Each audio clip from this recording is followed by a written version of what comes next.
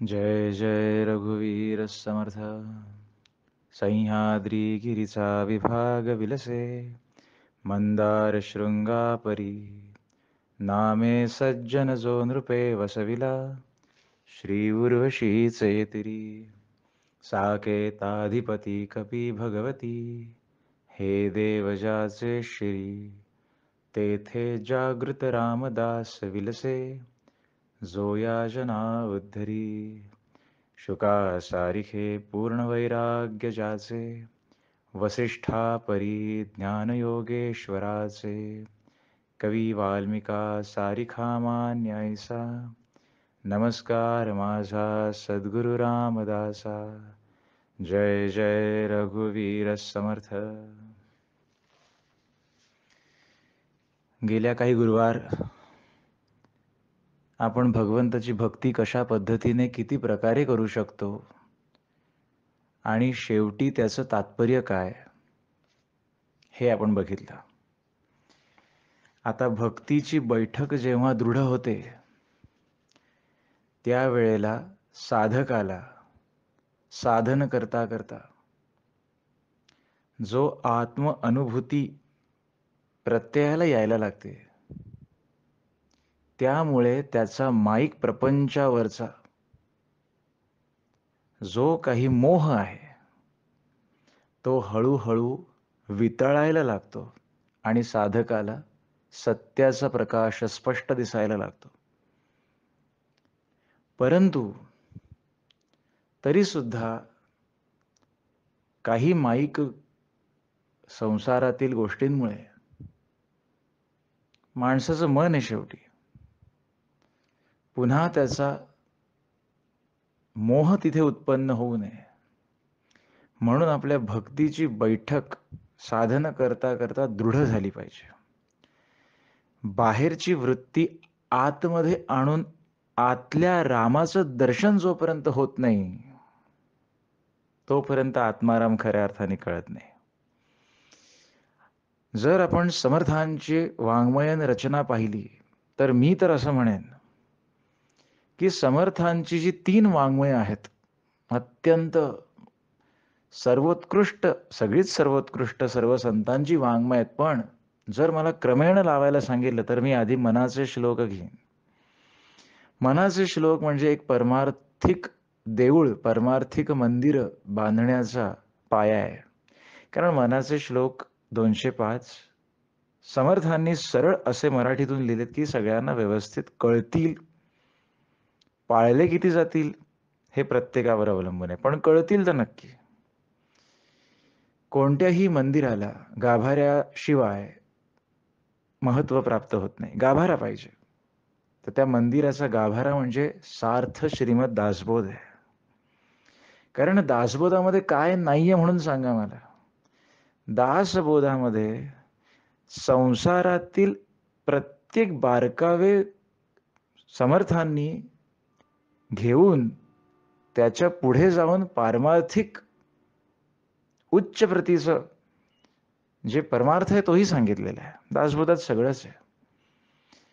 परंतु जशी आपली एक फायनल परीक्षा द्यायची असते त्याशिवाय आपलं शिक्षण पूर्ण होत नाही, त्या पद्धतीने दासबोध सांगून झाल्यावरती सुद्धा समर्थांची तळमळ इतकी मोठी आहे की आपल्या शिष्याला अजूनही थोडासा भ्रम आहे की काय याची चौकशी करण्यासाठी आणि तो भ्रम स्वतःहून काढण्यासाठी समर्थ दासबोध सांगून झाल्यानंतर आत्मारामामध्ये प्रश्न करतात.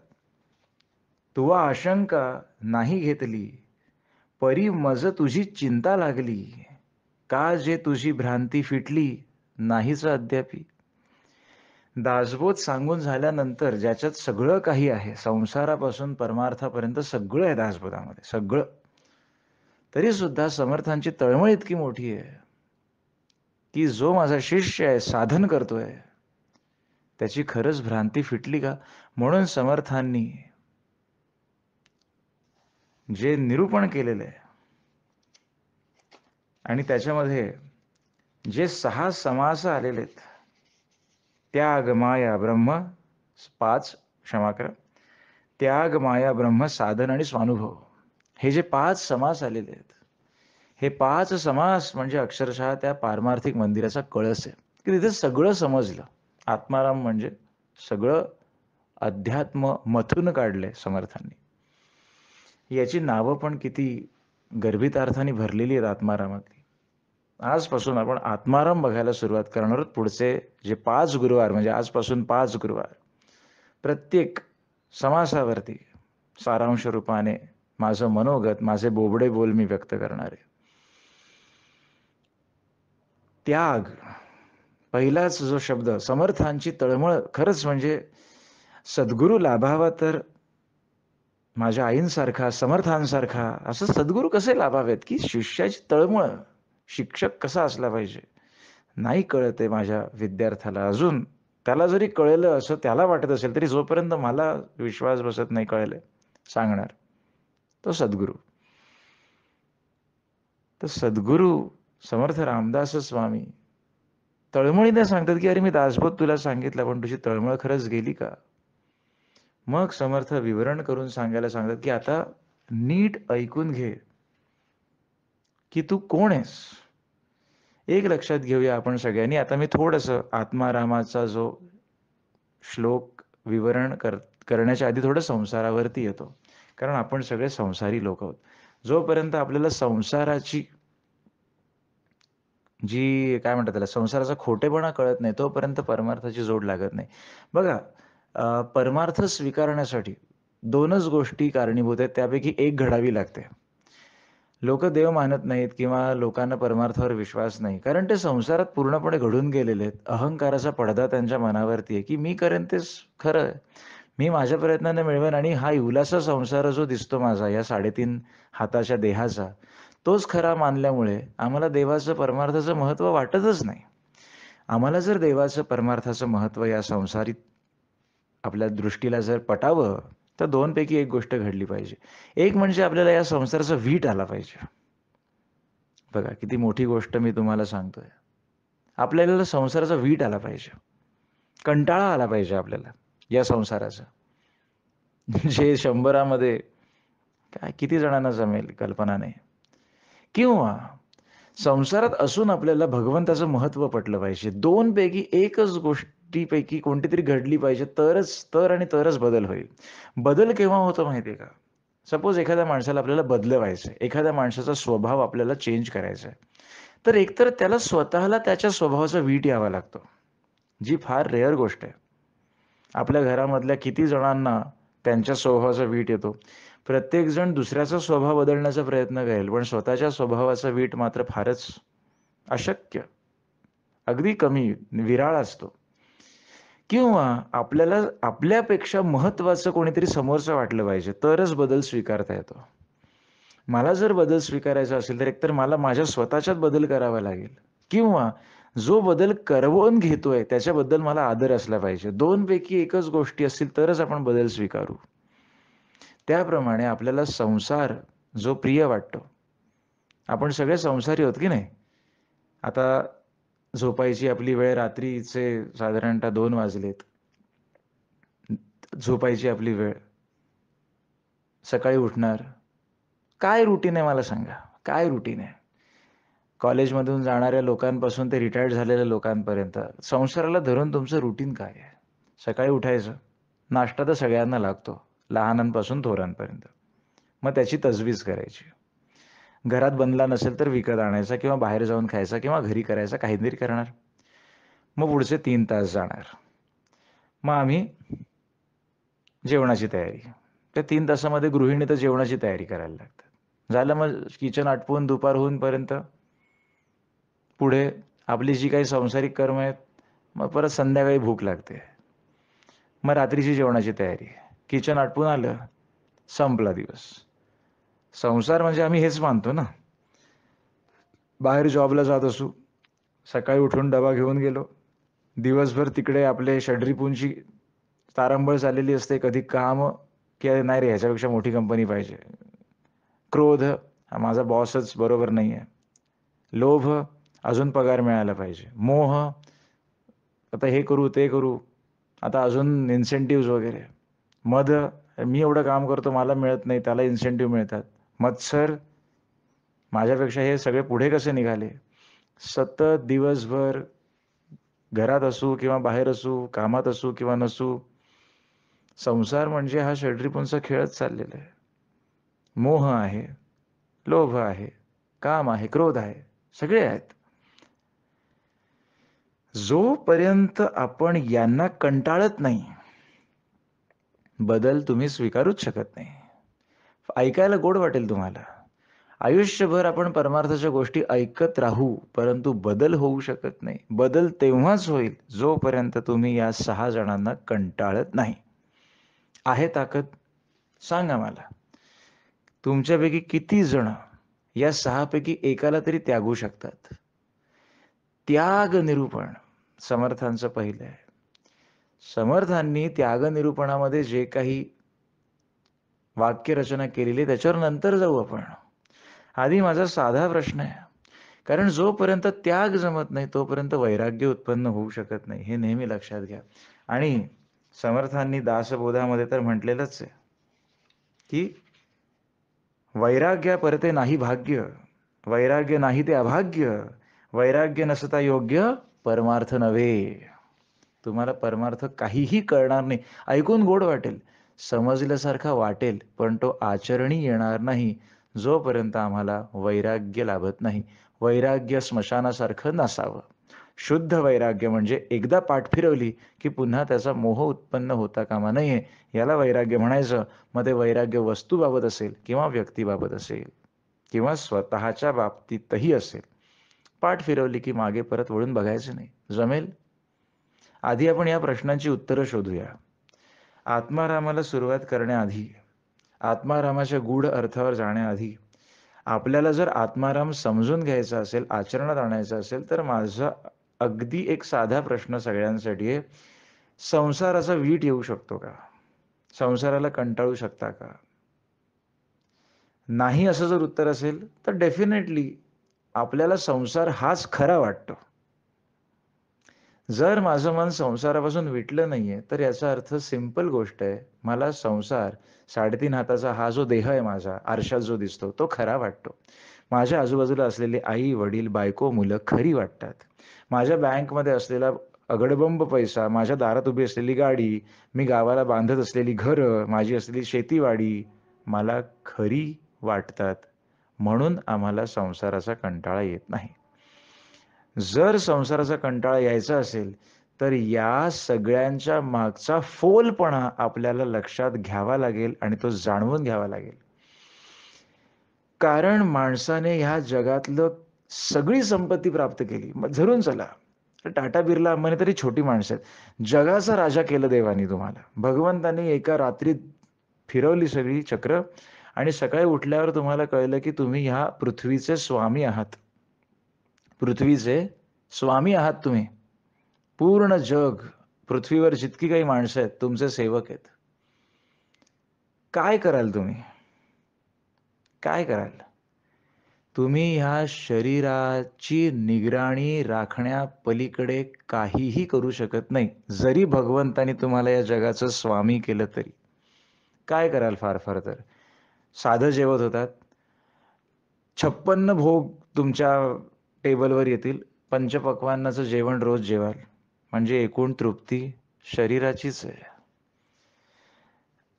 आजपर्यंत तुम्ही या जागेवरून त्या जागेत जात होतात. आता तुम्ही देश विदेश फिराल, रोज फिराल, तुमच्या प्रायव्हेट जेटमधून फिराल, कारण जगाचे स्वामी आहात. एकूण तृप्ती शरीराचीच आहे. प्रचंड पैसा आहे, दिमतीला सेवक आहेत, वारा घालतायत, पाणी आणून देतायत, तुमच्या तोंडून येण्याची फुरसत ती तुमची इच्छा पूर्ण करतायत. सगळं काही देहाकडेच. एक गोष्ट मला या संसारातली दाखवा, एक जी तुमच्या मनाला थेट समाधान देते. या संसारातली एक गोष्ट सांगा मला, जी तुमच्या मनाला थेट समाधान देते आणि ते असं समाधान देते की जे भंग पावत नाही. या संसारात अशी एकही गोष्टच नाहीये. मुळे जे काही आहे ते फक्त तुमच्या शरीराला समाधान देऊ शकतं आणि तेही तात्पुरतं. जगाचे स्वामी झालात, इलाज करवून घ्यायला बडे बडे निष्णात डॉक्टर तुमच्या पायी ठेवाल, इलाज करणार तो शरीराचाच. जर तुम्ही जगाचे स्वामी झालात तरी सुद्धा तुम्ही तुमच्या मनाचं समाधान करू शकत नाही, इतकं हे फोल जग आहे. सिकंदर जो जग पूर्ण जिंकायला निघाला होता, त्याचा जेव्हा मरण समय जवळ आला, तेव्हा त्याने आपल्या सेवकांना सांगितलं, माझा मृत्यू झाल्यानंतर माझे दोन्ही हात माझ्या कबरीच्या बाहेर ठेवायचे. सेवकांनी विचारलं, का? सिकंदर म्हणाला, लोकांना कळलं पाहिजे की हा माणूस जो जग जिंकायला निघाला होता, जाताना एक कणही घेऊन जाऊ शकला नाही. कारण शरीर पडलं की संसार संपला. मी काय सांगतो ते नीट समजून घ्या.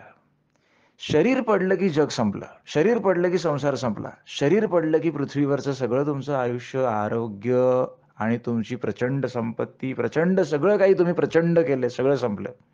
षड्रिपूही संपले. सगळं काही फिरतंय शरीराभोवती. आता मी काय सांगितलं त्याचा नीट विचार करा. या संसारामध्ये अजूनही तुम्हाला खरेपणा वाटतो का? मोहित आहो आपण. आपण मोहित आहोत. आता हे ऐकून बरोबर वाटतं, अरे हो रे. अहो लोकांना स्मशानमध्ये सोडायला जातात एखादा कोणी गेल्यावरती, तिथे उभं राहून जळणाऱ्या चितेकडे बघून लोकं म्हणतातच ना, "काय नाही हो, सगळं शेवटी सगळ्यांना इथेच यायचंय." पण तिकडनं बाहेर आलो, की "अरे येताना बायकोने कोथिंबीर घेऊन यायला सांगितली, येताना हे आणायला सांगितलंय, हे करायला सांगितलंय, पोरांनी हे करायचंय, ती फी भरायची." संसाराची माया अशी आहे, की काय तुझं वैराग्य ते ठेव बाजूला आणि ये पुन्हा मायेमध्ये. खरं वाटतं आम्हाला. माझ्या एकाच प्रश्नाचं उत्तर तुम्ही आधी शोधा. या संसाराचा वीट तुम्हाला येऊ शकतो का? त्यागू शकता का? एक तरी गोष्ट.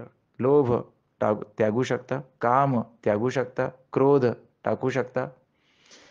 टाकू शकता म्हणजे पूर्ण टाकणं नाही बरं. जिथे व्यवहार आहे, जिथे तुम्हाला इनजस्टिस होताना दिसतोय, जिथे धर्म वागवायचा आहे, तिथे हे गोष्टी आल्याच पाहिजेत. सांगण्याचं तात्पर्य आपण गुलाम आहोत मायेचे आणि या षड्रिपूचे. त्याच्यामुळे तुम्हाला जर मी विचारलं, की हे त्यागू शकता का? तर ती त्यागण्याची क्षमता अजून आपल्यामध्ये आलेली नाहीये. कारण आपण त्या मायेमध्ये इतके गुरफटलेलो आहोत, इतके गुरफटलेलो आहोत. जरी एखादी न्यूज कानावर आली, अगदी साधी गोष्ट सांगतो तुम्हाला, की आपल्या घरातलं कोणी आई असेल, वडील असतील, बायको असेल, नवरा असेल, मूल असेल, घरातून निघालेत आणि रोज 9:00ला निघतात आणि 11:30 वाजता एखाद्या ठिकाणी पोहोचतात आणि पोहोचल्यावर मेसेज करतात. हे जर डेली रुटीन असेल, 11:30 चे 11:45 होऊ द्या. तुमचं कशातच लक्ष लागणार नाही. कशातच लक्ष लागणार नाही. खात्री आहे मला. तुम्हाला याचा अनुभवही आला असेल. एखादा कोणी इष्ट माणूस आपल्या ठिकाणाहून निघून दुसऱ्या ठिकाणी गेला किंवा दुसऱ्या ठिकाणाहून निघून आपल्या घरी येणार असेल, वेळेत जर आला नाही, कशात लक्ष लागतं का? कशातही लक्ष लागत नाही कारण मन मोहित आहे. माहिती आहे, की सगळं इथेच ठेवायचंय. माहिती आहे, की काही आपल्याबरोबर येणार नाही. हे माहिती आहे आपल्याला, की हे सगळं खोटं आहे. परंतु जेव्हा सगळ्या गोष्टी जागेवर असतात ना, तेव्हा अध्यात्म ऐकायला गोड वाटतं. आत्ता जर कोणी दुःखात असेल, कोणी प्रॉब्लेममध्ये असेल, माझा हा जो आवाज आहे, हा तुमच्या कानांपर्यंत पोहोचेल, पण तो पचवू शकणार नाही. अशक्य आहे. भगवंत म्हणतो, की तू माझाच अंश आहेस आणि ह्या मायेमध्ये मी तुला रमण्यासाठी पाठवलंय. तू रमतोस का कंटाळतोस हे पाहीन आणि त्याप्रमाणे आपली आध्यात्मिक प्रगती होत असते. आणि माझ्या प्रश्नाचं उत्तर शोधण्यासाठी आत्माराम. आत्माराममध्ये समर्थ म्हणतात शिष्याला, "अरे तू कोण? कोणाचा? कोठूनी आलासी कैसा? ऐसा विचार पूर्वीचा घेई बापा." कोण आहे मी? याचं उत्तर न शोधा. खरंच. मी कोण आहे? मी जर विचारलं म्हणजे आता कोणी मला विचारलं, "तू कोण आहे?" मी सांगेन माझं नाव हर्षल. हर्षल हे नाव शरीराचं आहे. कारण शरीर जर पडलं, चितेत जळून भस्म झालं, की ते नावही निघून जाणार आहे. कोण हर्षल? हां, होता एक कोणतरी है ना? ऑडिओ पाठवायचा. दर गुरुवारी यायचे. झालं. कार्य संपलं. कारण शरीर पडलं. नाव शरीराला दिलं होतं. कारण आपले सामान्य माणसांची नावं शरीराला आहेत. मी कोण आहे? आपण ओळख शरीराची देतो. कारण आपण स्वतःला ओळखू कुठे शकलोय? काय सांगू कुठे राहतो? हां, मी अशा-अशा ठिकाणी राहतो. म्हणजे शरीर कुठे राहतं त्याचा पत्ता देतो आपण ना. आत्मारामाला ओळखलंय कुठे अजून आपण? कारण शरीराचा त्याग, संसाराचा त्याग जमलाय नाहीये आपल्याला. म्हणून ओळख करून देताना शरीराची देतो. कुठे राहतो सांगितल्यावर शरीर कुठे राहतो सांगतो. कारण त्याच्या पलीकडे जाऊन काही विचारच करायचा आहे, ही बुद्धीच नाहीये ना आपल्याला होत. गहन आहे. आजपासूनचे 5 गुरुवार खरं सांगतो, एकांतात असाल, पूर्णपणे मोकळे असाल, तेव्हा ऐका. नीट ऐका. काय मला सांगायचंय? काही नाहीये. जगात तथ्य काही नाहीये. समर्थ म्हणतात, "अरे तू कोण? कोणाचा?" मग आपण सांगू ना, एखादा संसारी माणूस काय उत्तर दिलं, "अरे मी कोण म्हणजे?" समर्थ असं काय विचारतात. "मी हर्षल." कोणाचा म्हणजे? "हे माझे आई-वडील, यांचा मी मुलगा. ही माझी बायको, तिचा मी नवरा. ही माझी मुलगी, तिचा मी बाप." सगळ्या भूमिका शरीराच्या आहेत की नाही मला सांगा? हे शरीर पडलं, की वडील, मुलगा, नवरा सगळे रोल संपतात. सगळे रोल संपतात. कारण सगळे रोल शरीराला निगडीत आहेत. मी तुम्हाला मगाशी सांगितलं तसं या जगाचे जरी स्वामी झालात, तरी शरीराच्या पलीकडे तुम्ही मनाला समाधान देऊच शकत नाही. मला सांगा या पृथ्वीवरची कोणती गोष्ट जी मनाला समाधान देते तुमच्या? आज तुम्ही एखादी मस्त सुंदर एक पदार्थ बनवलात. तृप्त झालात तुम्ही. वाह! चाटून पुसून तुम्ही हात अगदी जेवलात छान. दुसऱ्या दिवशी ते समाधान, तिसऱ्या दिवशी ते समाधान तेवढंच परिपूर्ण असतं का? हां बाबा, आज मी जेवलोय बरं का, एकदम मस्त जेवलोय, बास. दुसऱ्या दिवशी जेवणच दिलं नाही, तर काय स्थिती होईल? "अरे, जेवण का देत नाही कोणी?" "अरे, काल तुम्ही एवढे तृप्ती पावलात." "अरे, कालची तृप्ती संपली." संपली म्हणून आज जेवण मागावं लागतंय परत, कारण मन अखंड तृप्त झालेलं नाहीये. या पृथ्वीवरची कोणतीही गोष्ट मनाला अखंड तृप्तता देऊ शकत नाही. भगवंताच्या नामाशिवाय या जगात काहीही मनाला अखंड तृप्तता देऊ शकत नाही. कंटाळा आलाय, काय करूया? चला जरा फिरून येऊया. चला गेलो 7 दिवस व्हेकेशनवर गेलो. युरोप टूर, फ्रान्स टूर, काय कुठे? या जगातली उत्तमातली उत्तम जागा बघून या. उत्तमातली उत्तम जागा बघून या. आणि मला सांगा, की आता आयुष्यभर तुम्हाला काही नको, मन समाधान पावलं. अशक्य आहे. अरे, आपण तिकडनं येताना परत हे ना, ही सगळ्यांचा अनुभव आहे. एखादी ट्रिप प्लॅन करा. तिकडनं निघताना पुढच्या ट्रिपची संकल्पना आधीच ते बी रोवतो आपण. अरे, आता पुढच्या वेळेला असं. अरे, आता ह्या ट्रिपच्या तर घरी घरी पोहोचा. पुढच्या ट्रिपचं प्लॅनिंग आधीच चाललंय. का? कारण माहिती आहे हे समाधान घरी गेल्यानंतर विरून जाणार आहे. पुन्हा आम्हाला कुठच्यातरी नवीन जागेत जाऊन जरा सुख शोधावं लागेल. पदार्थ मनाला पूर्ण समाधान अखंड देऊ शकत नाही. या पृथ्वीवरची कुठेही कोणतीही जागा घ्या. तिथे जाऊन 4 दिवस राहून या. घरी आल्यानंतर हां, संतांची सहवास वेगळा हां. पृथ्वीवरची कोणतीही जागा जी तुम्ही टाईमपास करण्यासाठी जाणार आहात, जा. मनाला अखंड समाधान मिळतंय का मला सांगा. व्यक्ती, चला पदार्थ झाला, जागा झाली. व्यक्ती, व्यक्ती ह्या जगावरची मला आणून दाखवा, जी तुमच्या मनाला अखंड समाधान देईल. संत, सत्संग सोडून. कोणतीही सांसारिक व्यक्ती आणून द्या मला समोर आणि सांगा, की ही व्यक्ती आहे, आता माझ्या मनाला अखंड समाधान. आता यापुढे काही नाही. नवरा-बायकोचं पटत नाही. सासू-सुनेचं पटत नाही. पोरगा आणि आई-वडिलांचं पटत नाही. तर अशी कोण व्यक्ती घरातलीच पटत नाही, तर बाहेरचे काय पटणार आहेत? नाही समाधान होऊ शकत, प्राप्त होऊ शकत. पदार्थ झाला, व्यक्ती झाली, जागा झाली, नाही होत. मग आता काय उरतं अजून? अजून अशा कोणत्याही गोष्टी शोधा, जे तुमच्या मनाला परिपूर्ण समाधान देईल. सांगा मला. मी तुम्हाला सांगतो या पृथ्वीवर जिथे आपण जन्माला आलोय, अशी एकही गोष्ट, एकही वस्तू, एकही व्यक्ती, एकही पदार्थ, एकही जागा नाही, जी माझ्या मनाला अखंड समाधान देऊन तृप्त करेल, की दुसऱ्या दिवसापासून मला आता काही नको. मनाची करमणुकीची साधनं म्हणून पेपर वाचतो, पिक्चर बघायला जातात, नाटकं बघायला जातात. तो आनंद तिथल्यापुरता. परत तो आनंद घरी येऊ शकत नाही. मग मी हे सगळं जे अर्धा तास गेले तुम्हाला सांगण्याचा प्रयत्न करतोय आणि मग पुन्हा मी तुम्हाला हा प्रश्न विचारायला उद्युक्त होतोय, मग संसाराचा त्याग करायला जमेल का?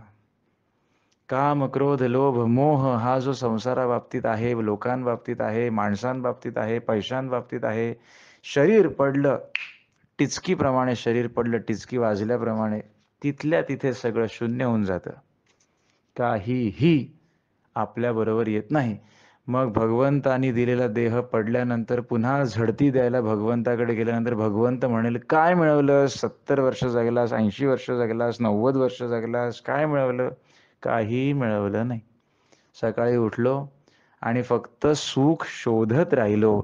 जागेमध्ये, घरामध्ये, बंगल्यामध्ये, मुलांमध्ये, नातवांमध्ये फक्त सुख शोधत राहिलो. मिळालं नाही. मग भगवंत म्हणेल, "नाही मिळालं ना सुख, मग जा पुन्हा." 10वीच्या परीक्षेला मार्चमध्ये फेल झालो, बसा ऑक्टोबरमध्ये परत. ऑक्टोबरमध्ये फेल झालं, परत मार्चमध्ये बसा. जन्म, मरण म्हणून समर्थ सांगतात पुढे त्याग निरूपणात, "अरे त्वा जन्मांतर घेतले, काय मानितोसी आपले, ऐसे तुवा विचारिले पाहिजे आता." परत भगवंताकडनं आलो या जन्मामध्ये. पुन्हा तेच. एका हरिनामाशिवाय या जगात काही नाही. मी तुम्हाला म्हणतो ना, आज भगवंतानी चक्र फिरवावी, तुम्हाला या जगाचं स्वामी करावं आणि सांगावं भगवंतानी, 50 वर्ष दिली मी तुला, कर काय करायचं ते.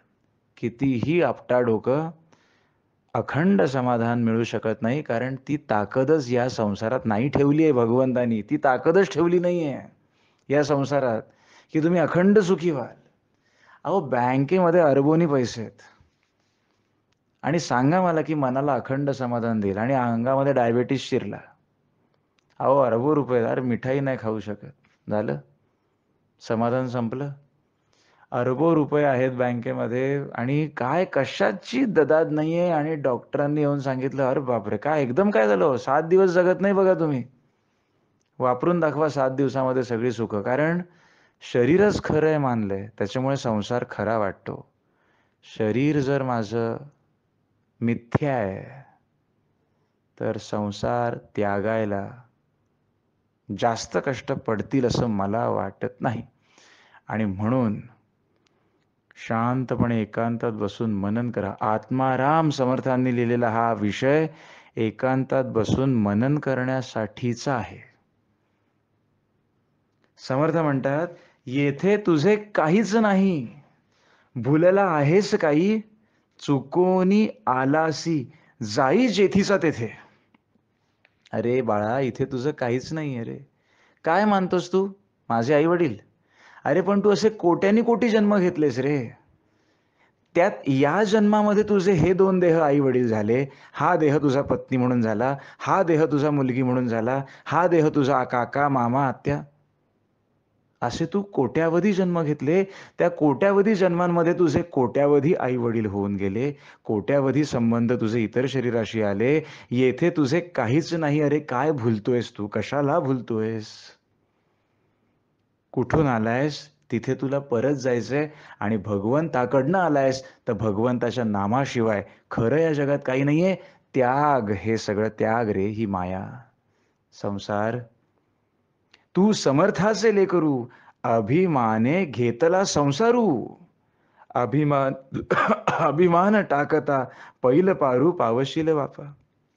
काय समर्थांनी ह्या ओवीमध्ये काय सुंदरता समर्थांची आहे.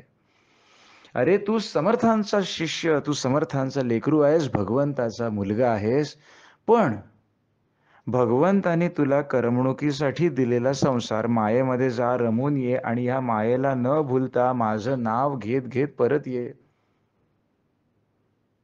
गुरु मंत्र का टिकीट ले लो, फिर फिर के निज धाम ही पावो, बिना टिकट के जगा जगा पर फजीत पूरी है. इथे येऊन गुरुमंत्राचं तिकीट घ्यायचंय आणि बाकी सगळं संसार साक्षी रूपाने पाहायचं आहे. आणि गुरुंनी दिलेला मंत्र जपत जपत जे काही श्रीराम जय राम जय जय राम असेल, जय जय रघुवीर समर्थ असेल, ओम नमः शिवाय असेल, काहीही मंत्र असेल, तो जपत जपत हळूच इकडनं निघून जायचं असतं. परंतु आम्ही काय केलं? समर्थ म्हणतात, अभिमाने घेतला संसारू. अरे मी आहे म्हणून घर चालतं. अशी बोलणारी माणसं जेव्हा देह ठेवतात तेव्हा किती त्या घरातल्या लोकांचं अडतं मला सांगा. कोणाचं कोणावाचून या जगात अडत नाही. तुम्ही या जगाचे स्वामी जरी झालात तरी ह्याचं कोणाचंही अडत नाही आहे, कोणाही वाचून. म्हणून इथे मना चंदनाचे परित्वा झिजावे का सांगितलं समर्थांनी? अरे तुझ्या हातात आज भगवंतानी ताकद दिलीये, पैसा दिलाय, पावर दिलीये, लोकांचं भलं कर. पण नाही, आम्हाला असं वाटतं आमच्यामुळे त्याची कामं अडून राहिलेत ना. आनंद होतो आम्हाला, असुरी आनंद. वेळ आली की बरोबर ती कामं होतात. तुम्ही असा किंवा नसा, या संसाराला काहीही फरक पडत नाही. तू नसशील तर माझं काय होईल, अशी बोलणारी माणसं, ती व्यक्ती खरंच गेल्यानंतर नॉर्मल संसारामध्ये पुढे रममाण झालेली दिसतात. हां, होतं दुःख, दुःख नाही होत असं नाही, पण जग थांबतं का मला सांगा? आज बडे बडे राजे रजवाडे अनेक देशांमध्ये, आज काय इतिहास उघडून बघितलं तर फ्रेंच राज्यक्रांती काय, अजून युरोपमधली राज्यक्रांती काय, US मधलं काय, काय काय बघा. अनेक बडे बडे बडे म्हणणारे, मी म्हणणारे राजे आले आणि गेले. आज तेही नाहीत, त्यांचं वैभवही नाही आणि त्यांचे नियमही नाहीत, काहीच नाहीये. काय मिळवलं मग त्यांनी? एक 3.5 हाताचा देह जगले. काय संसार केला? असा हा संसार फोल, ज्याचा तू अभिमान बाळगतो, की अरे मी उठलं नाही तर घरातली कामं होणार नाहीत. हा आपला भ्रम आहे. आज मी नाही तर घर चालू शकणार नाही. हा निव्वळ भ्रम आहे. असं काही नाहीये. या जगात कोणाचं कोणावाचून अडत नाही. आज मी करणारे अनेक जण देह ठेवून गेले. जग थांबलं का? किती वेळा कंपनीमध्ये रिटायर्ड होताना भाषण करणारे म्हणतात, आता तुम्ही गेल्यानंतर हे डिपार्टमेंट कसं चालणार? सेंड ऑफ म्हणून थँक यू बोलल्यानंतर तो माणूस निघून गेला की दुसऱ्या दिवशी ते डिपार्टमेंट ठप्प पडून टाळं लागतं का त्याला? नाही लागत. चालतं, सगळं चालतं. कोणाचं कोणावाचून अडत नाही. मग समर्थ म्हणतात, अरे अभिमाने घेतला संसारू, अभिमान टाक आता, तरच तू पहिलं पारू पावशील बापा. माया भुलवतीये तुला, भुलू नकोस. मायेचं जाळं इतकं आहे, तुला भुलवून टाकेल. विसरून जाशील तू कोण आहेस. कोहम, कोण आहे मी? सोहम दृढधरी, सोहम, मी म्हणजेच भगवंत. एकदा भगवंताचा मी कळला की माझा मी तुच्छ होऊन जातो. ईश्वरापासून जालासी, परी तू तयासी चुकलासी, म्हणून हे दुःख भोगीसी, वेगळेपणे उत्कट. अरे तू तर भगवंताचाच आहेस. भगवंताच्या अंशातून थोडासा वेगळा होऊन एक मनुष्य देह धारण करून इथे आलेला आहेस. आणि हा मनुष्य देहच म्हणजे खरा, आरशात दिसणारं हे रूप म्हणजेच माझं, असं मानून तू चालतोयस. असं मानून तू फक्त दुःखी पावतोयस. कारण हे दुःखालय आहे ना. याच्यामध्ये मिळणारं सुख पण दुःखरूपच आहे. संसारामध्ये मिळणारं सुख पण दुःखरूपच आहे. घर घेतलं, त्याचा मेंटेनन्स भरताना नाकी नऊ येत आहेत, मग कसलं सुख? लग्न केलं, पण आता संसार पोसताना नाकी नऊ येत आहेत, मग कसलं लग्नाचं सुख? मूल झालं, पण त्याचा शिक्षणाचा खर्च अवाढव्य बघताना नाकी नऊ येत आहेत, मग कसलं सुख? जर संसार वाढवताना दुःखालाच भर पडते, तर तुम्ही सुख मानताय कसलं हे आधी ओळखा. तर त्याग करायला जमेल. आणि तेव्हा जी समर्थांची कळकळ आहे ना, कळकळ, अरे समर्थांचे शिष्य आपण सगळेच होतो. समर्थांनी फक्त त्या 16व्या दशकात त्या शिष्याला उपदेश केलाय असं नाहीये. भगवंतांनी अर्जुनाला फक्त कुरुक्षेत्रावर उपदेश केलाय असं नाहीये. आपण सगळेच समर्थांचे शिष्य आहोत. हा बोध आपण त्याचा शिष्य बनून, समर्थांचा शिष्य बनून ऐकायला काय हरकत आहे? तो ऐकला तरच आपल्याला त्याग काय तो कळेल, तरच वैराग्य कळेल, तरच आपल्याला समर्थांची कळकळ आत्मारामामधली दिसून येईल.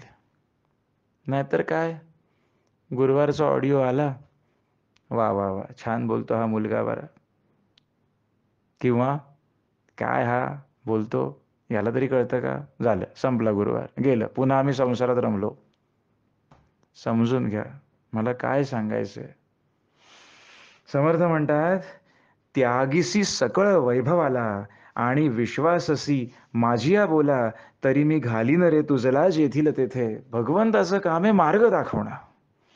कुरुक्षेत्रामध्ये भगवंताने अर्जुनाला जे सांगितलं, मी तुझा सारथी बनेन, युद्ध मी करणार नाही. तोच भगवंताचा विचार आज 21व्या शतकातही कायम आहे. कारण भगवंत बदललेला नाही. जग बदललं, माणसं बदलली, विश्व बदलली, पण भगवंत नाही बदलला ना. म्हणून कुरुक्षेत्रावर द्वापार युगामध्ये भगवंतानी अर्जुनाला सांगितलेली गोष्ट आज कलियुगातल्या 21व्या शतकातही तितकीच वैशिष्ट्यपूर्ण आणि सत्य आहे. मी तुला मार्ग दाखवेन. समर्थ सुद्धा तेच म्हणतात, त्यागीसी सकळ वैभवाला. समर्थ मार्ग सांगतायत. आणि विश्वाससी माझिया बोला, माझ्या बोलण्यावर विश्वास ठेवशील तर घालीन मी तुझला जेथील तेथे. जिथे होतास तेथे नेण्याची जबाबदारी माझी. पण तुला काय करावं लागेल? या मायेला त्यागावं लागेल, संसाराला त्यागावं लागेल. ज्याला तू आपलं आपलं आपलं मानतोयस ना, ते एक दिवशी तुला धोका देणारे लक्षात घे. कळकळ आहे समर्थांची ही. एक दिवशी तुला ते धोका देणारे लक्षात घे. तुझ्या बँकेतला पैसा काय तुझ्या कामाला येईल सांगता येत नाही, येणार पण नाही. तुझ्या जवळ असणारी माणसं, तू आसन्न मरण पडलास, काही करू शकणार नाहीत रे. तुझ्या जवळ असणारं जे काही आहे क्षणात लुप्त होणार आहे. त्याग ते वैभव नाहीये, ते दुःख आहे. तर मी तुला जेथील तेथे पाठवू शकतो जर तू माझ्या बोलण्यावर विश्वास ठेवशील. आणि समोरच्याच्या बोलण्यावर तेव्हाच विश्वास ठेवू शकतो जेव्हा आपण जे मानले ते आपल्याला जेव्हा खोटं वाटायला लागेल. तरच आपण समोरच्याची गोष्ट स्वीकारू शकतो. नाहीतर आपण संसारामध्ये समोरच्याची गोष्ट स्वीकारू शकत नाही. तर परमार्थात कसली स्वीकारणार? वय वाढत जातं, अनुभव वाढत जातो, ज्ञान वाढत जातं, तसं आम्हाला समोरच्यांची प्रत्येक गोष्ट तुच्छ वाटायला लागते. अरे मी बोलतोय ते खरं, तू काय सांगतोस मला? वय वाढलेली माणसं अशीच बोलतात ना. मी कधीच चुकत नाही, चुकतोस तूच. मग आम्ही परमार्थ काय स्वीकारणार जर संसारात आमची ही अहंकाराची भावना आहे? समर्थ म्हणतात, हे सगळं त्यागशील आणि माझ्या वचनावर विश्वास ठेवशील तर मी तुला जिथे आहे तिथे नेऊ शकतो. तुझे अढळ पद गेले, तुझं मायेने वेढा लाविले, ते जरी तुझं दिधले तरी मज काय देशी. भगवंत समर्थ म्हणतात की जितके काही नासोन जाईल, जे अशाश्वत असेल, तुझं समागमय न येईल, तितुकेच द्यावे मज. समर्थ म्हणतात, जे नाशिवंत आहे, अशाश्वत आहे आणि मृत्यूनंतर तुझ्याबरोबर जे येणार नाही ते तू मला दे. बघा समर्थ काय मागतायत, काय मागतायत बघा समर्थ. समर्थांची ही एक ओळ, आत्मारामातली ही एक ओळ त्याग निरूपणातली घ्या आणि तुम्ही समर्थांच्या प्रतिमेसमोर बसून काय उत्तर द्यायचं ते द्या. समर्थांनी प्रश्न काय विचारलाय, काय मागतायत समर्थ सांगा. आपण सगळे समर्थांचे शिष्य. समर्थांनी काय मागितलंय? गुरूंनी मागितलंय? सगळ्यांनी म्हणजे खूप कळकळ आहे माझी. हे ऐका, समर्थ काय सांगतायत? जितके काही नासोन जाईल, जे अशाश्वत असेल आणि तुझं समागमे न येईल. याचा अर्थ काय? जे नाशिवंत आहे, जे अशाश्वत आहे व मृत्यूनंतर तुझ्याबरोबर येणार नाहीये, ते तू मला दे. म्हणजे हा संसारच मागतायत समर्थ. देऊन टाक तू मला ही माया, तू मला देऊन टाक. कारण ही माया आणि ह्या मायेतली प्रत्येक गोष्ट नाशिवंत आहे, अशाश्वत आहे आणि मृत्यूनंतर तुझ्याबरोबर यातला एक कण पण येणार नाही. अरे अंगावरचे कपडे पण येत नाहीत आपल्याबरोबर, ते काय आपण म्हणतो. समर्थ म्हणतात, तेवढं तू मला दे. मग समर्थ शाश्वती देतात, तरी मी घालीन रे तुझला जेथील तेथे. समर्थांच्या पायी हा संसार वाहू, हा संसार तया पायी म्हटलेला आहे ना. हे जोपर्यंत आम्हाला समजत नाही तोपर्यंत समर्थांनी मागितलंय. आता मला सांगा, जेव्हा एखादे गुरु जेव्हा आपल्याकडे काही मागतात आणि आपण जर गुरूंना एखादी गोष्ट दिली तर ती गोष्ट परत मिळावी अशी अपेक्षा ठेवतो का आपण? आपण मंदिरात जातो आणि दानपेटीमध्ये जे काही आपण टाकतो ते परत मिळेल ही अपेक्षा असते का? मला सांगा, मला नसते की नाही? मग समर्थांनी काय मागितलंय? समर्थांनी मागितलंय, जे नाशिवंत आहे, जे अशाश्वत आहे, जे मृत्यूनंतर तुझ्याबरोबर येणार नाहीये, ते मला दे. तर जर आपण हा संसार, म्हणजे हा संसारच आहे ना, या संसारातली व्यक्ती, हा देह, हा पैसा, हे पदार्थ, जागा, काही माझ्याबरोबर येणार नाहीये. शेती, वाडी, घरं काही येणार नाहीये. गाड्या बंगले काही येणार नाही. सगळं अशाश्वत आहे. सगळं जर समर्थांच्या चरणी वाहून सोडलं तर त्याच्यातून काही मला मिळावं ही अपेक्षा राहते का? ही जेव्हा अपेक्षा राहत नाही तेव्हा आपण ते त्यागलं की नाही? म्हणजे समर्थांनी मागताना बघा, गुरु कसं मागतात ना, गुरु जे मागतात ते आपल्या हिताचंच असतं. ते त्यागलं की समर्थ म्हणतात, आता तुझ्याकडे देण्यासारखं काही नाही ना, मग आता मी काय सांगतो ते तू घे. संसार दिलास मला, आता मी तुला शाश्वत, जे कधी नाश पावणार नाही आणि मृत्यूनंतरही तुझ्याबरोबर येईल, असं मी तुला भगवंताचं प्रेम, भगवंताचं नाम, भगवंताची भक्ती देतो, ती तू घे आता. अरे डोळ्याचे पापण्या मिटल्या की जे नाहीसं होतंय, त्याच्यावर आम्ही खरं सुख मानतो. डोळे मिटले की जे नाहीसं होतंय, त्याच्यात आम्ही खरं सुख मानतो.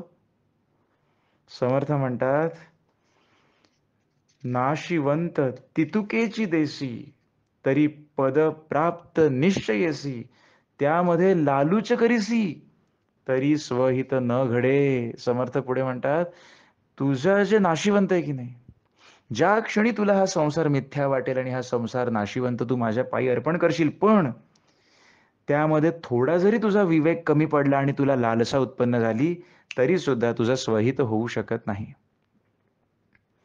त्याग निरूपणामध्ये भगवंतांनी, समर्थांनी किती गर्भितार्थ सांगितलाय की बघ, मी तुला एक गोष्ट मागतो ती मला दे, मी तुला खात्री देतो, मी तुला घेऊन जातो पुढे. आता पुढील ये समासी संवाद होईल उमयासी, तेणे स्वानंद सिंधुसी, भरिते दाटे बळे. इति श्री आत्माराम रामदासी पूर्ण काम, ऐसा ऐका सावध वर्म, सांगी जेल पुढे. आत्मारामाच्या या त्याग निरूपणाचं शेवट करताना माझा एकच प्रश्न पुन्हा एकदा, काय मागितलंय समर्थांनी? भगवंत काय मागतोय आपल्याकडे? भगवंत मागतोय, अरे तू ज्याच्यात रममाण झालायस रे, खोटं आहे रे ते. आज एक ना एक दिवशी तुला फसवणार आहे ते. देऊन टाक ते मला, म्हणजे तुला त्याची अपेक्षा राहणार नाही. कारण आपण अपेक्षेने मोहित झालोय ना हो. मोहित झालोय की नाही? घरामध्ये जितकी माणसं आहेत त्या प्रत्येकाकडून माझ्या अपेक्षा आहेत.